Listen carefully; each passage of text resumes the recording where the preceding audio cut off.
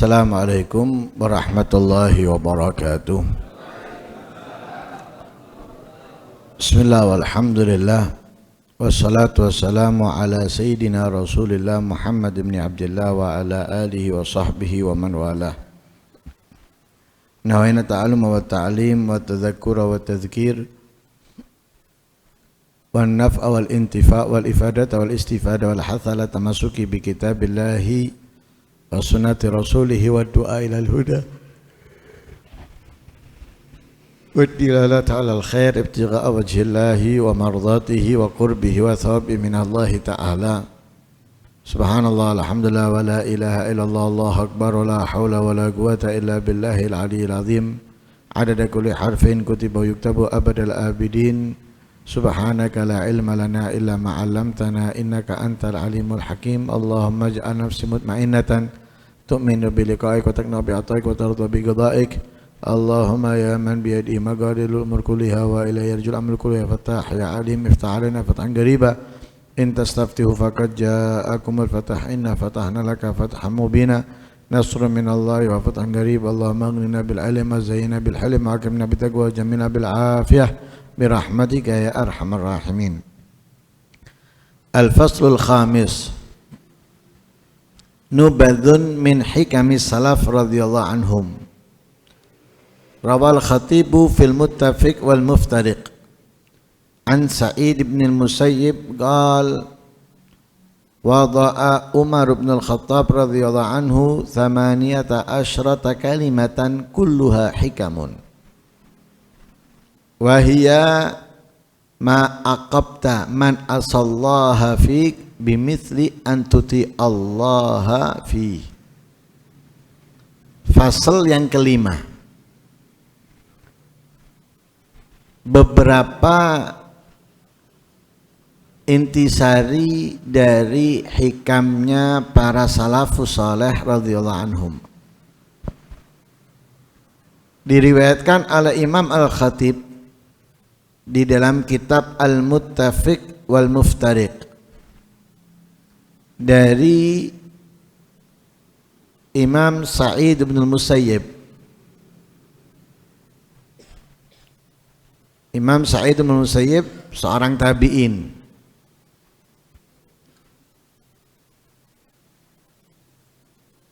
Bahkan termasuk salah satu ahli fikih dari 7 orang di kota Madinah.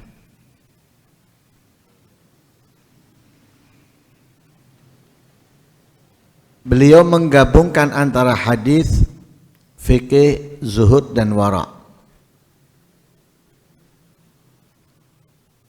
Hidupnya sambil berdagang minyak. Tidak pernah mengambil pemberian. Lah beliau berkata, wada'a Umar bin al-Khattab radhiyallahu anhu 18 kalimatan. Sayyidina Umar memakai atau meletakkan 18 kalimat, semuanya hikam, semuanya hikmah.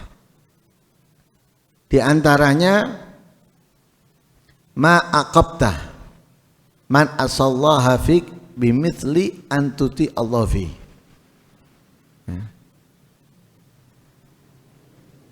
Janganlah kamu menghukum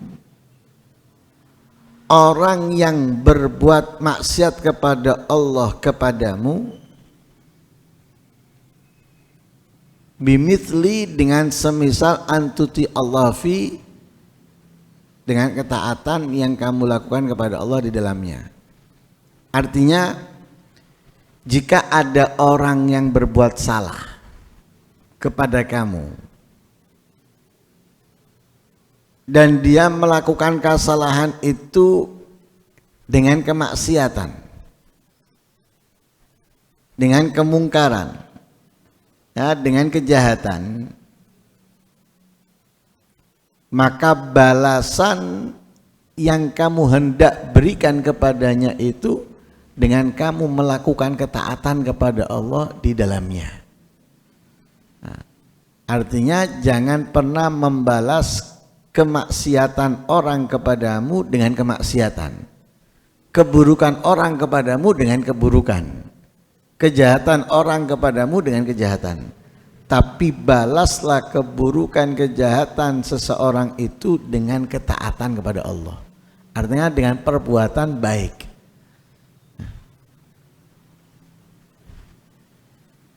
Kalau dalam hukum ulama itu ada yang memperbolehkan kita membalas dengan perbuatan yang sama, tanpa melebihkan sedikit pun. Jadi kita boleh membalas orang yang berbuat salah kepada kita dengan balasan yang sama, persis, tidak melebihi sedikit pun. Akan tetapi yang terbaik adalah tidak membalasnya dengan keburukan, melainkan membalasnya dengan kebaikan. Karena itu yang diajarkan oleh Rasulullah kepada kita. Nabi SAW tidak pernah sama sekali membalas keburukan siapapun dengan keburukan.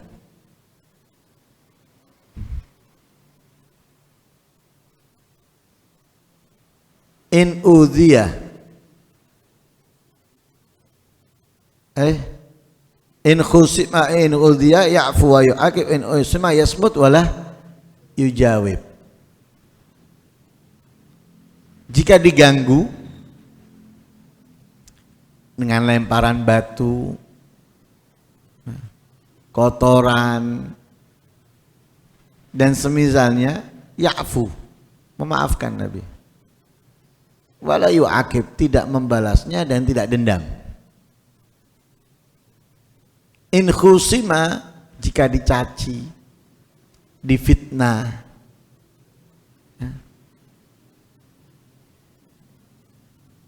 diolok-olok, yasmut wala yujawib, diam Nabi, tidak pernah membalasnya dengan cacian, tidak pernah membalasnya dengan hinaan, fitnahan, tuduhan dan lain sebagainya. Yasmut wala yujawib, tidak menjawab.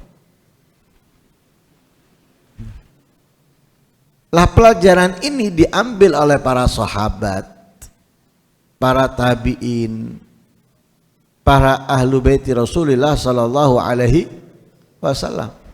Sehingga mereka pun ketika dicaci, dihina, diganggu, nggak pernah membalas.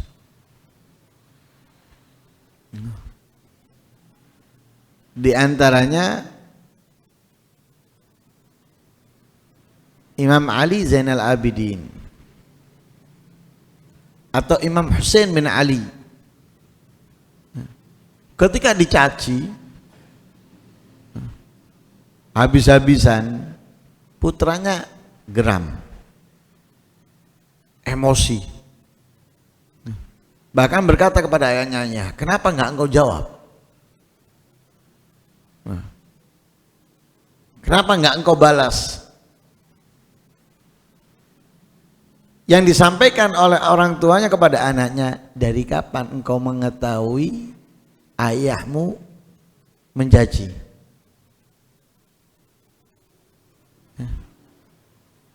Dan dari mana ajaran mencaci itu? Adakah dari ayahmu, kakekmu?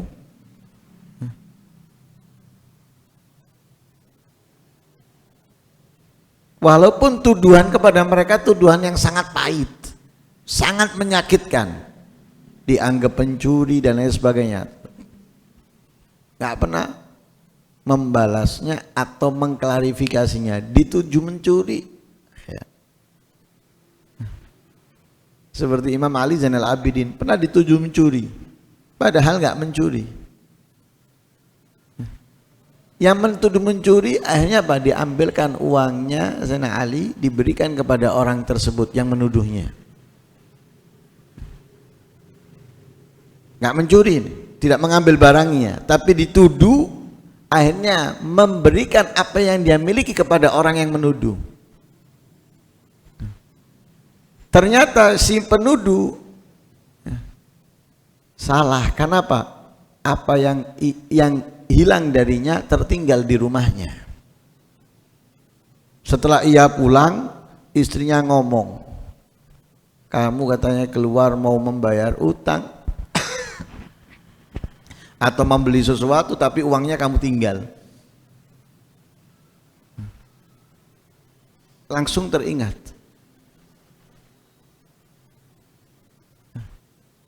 Padahal Sayyidina Ali tidak kenal dia, wala dia kenal Sayyidina Ali, Zainal Abidin. Tidak kenal. Dituduh, disuruh nunggu diambilkan uangnya. Tapi ketika terjadi, nyari dia, siapa orang itu? Setelah ketemu, mau dikembalikan. Minta maaf karena salah menuduh dan lain sebagainya. Ini itu dan lain sebagainya.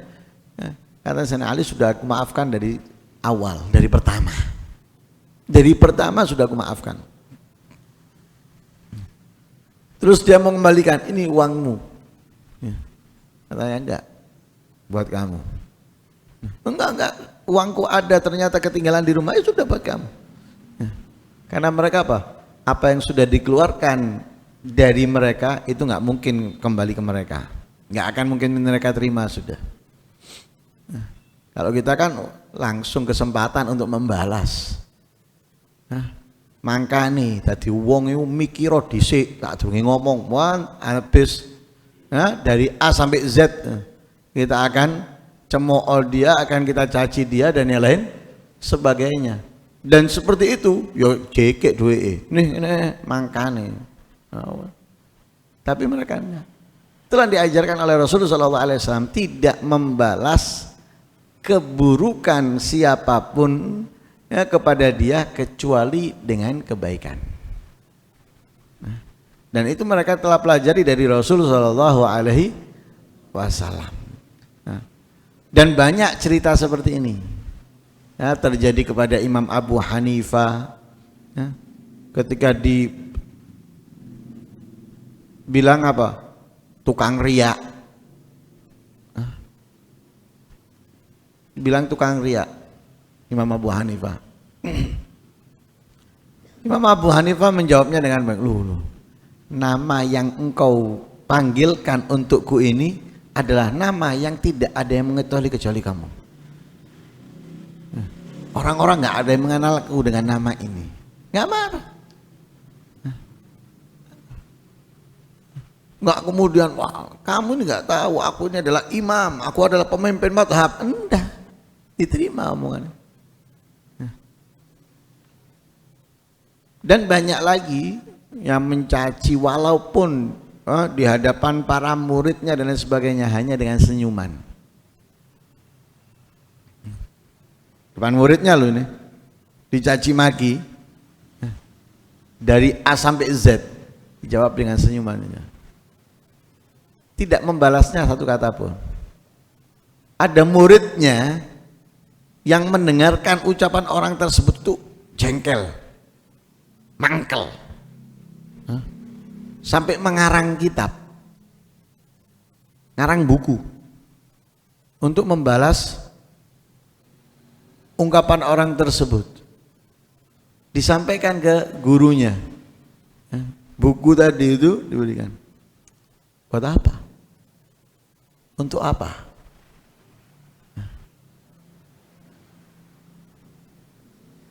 Bakar itu atau simpen, nggak usah kamu apa-apakan.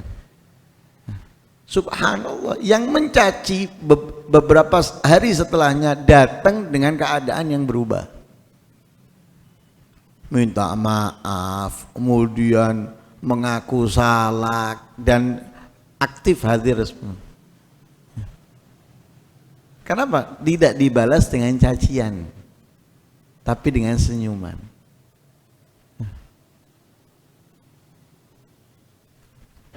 Nah seperti itu logika aja. Kalau kita balas caciannya dengan cacian, akan sulit ketemu. Tapi kalau kita tidak membalasnya dengan cacian, itu akan mudah bertemu nantinya.